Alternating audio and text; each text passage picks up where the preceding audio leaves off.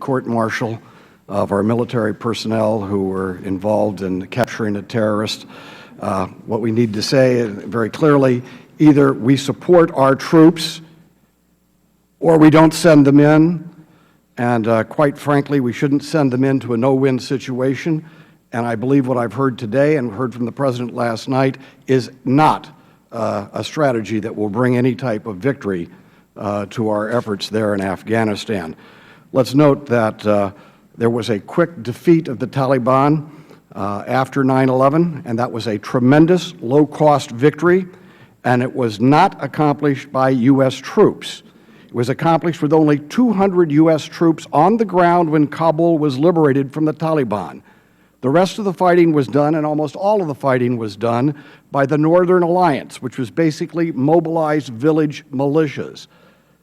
In the aftermath of that great victory, and contrary to their traditions and their culture, we, the United States government, forced a centralized Kabul-based government structure on the Afghans, and then our military took over the fighting.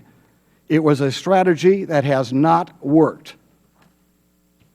And what we hear today, Madam Secretary, with all due respect, it just seems to me that we've got the same policy that has not worked, with perhaps a few more troops, perhaps some more money, but basically the same strategy that has not worked, but yet we're going to send 30,000 more of our boys and women into Afghanistan to do the fighting that should be done and could be done by the Afghan villagers themselves.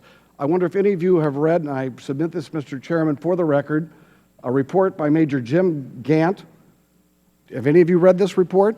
It's a report. He was embedded in the villages in Afghanistan. He comes up with a strategy that will work.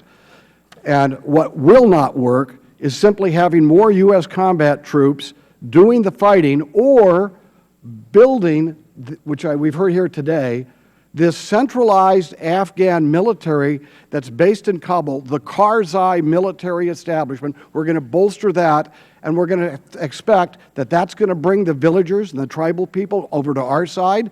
That's going to drive them into the arms of the Taliban, just like if we just send in more U.S. troops to do the fighting. Again, what is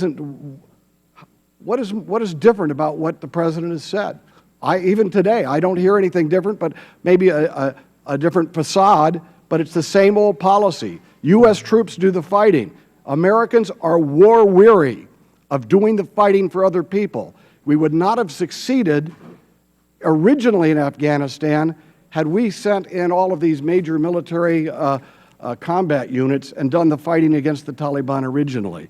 So if it wouldn't work then, how come it's going to work now? Two quick points. First, there is recognition in the President's decisions of the importance of working with the locals, and I personally think that a big part of our progress going forward, particularly in terms of being able to transition responsibility for security of the Afghans, is not necessarily the Afghan National Army or even the police, but local law enforcement, local police, local security people who are working with the government. They may not be under the in the chain of command, if you will, but clearly a major part of the President's strategy is more attention to the subnational government, to working with the tribes, working with the villagers. And the second point, those are words, but we haven't changed the structure a bit. The provincial leaders are basically appointed by Kabul.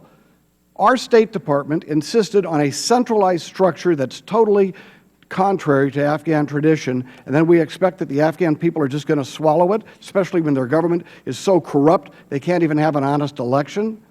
How can we expect our men and women to go over there and put their lives on the line when we haven't been willing to actually be tough with Karzai and force the restructuring of that system so it's more consistent with what the Afghan culture is all about?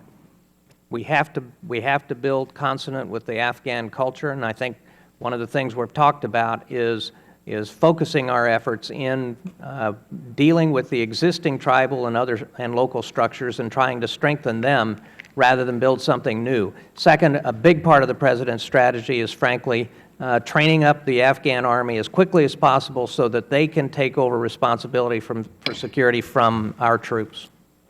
The time of the gentleman has expired. The gentleman from New Jersey, Mr. Payne, is recognized.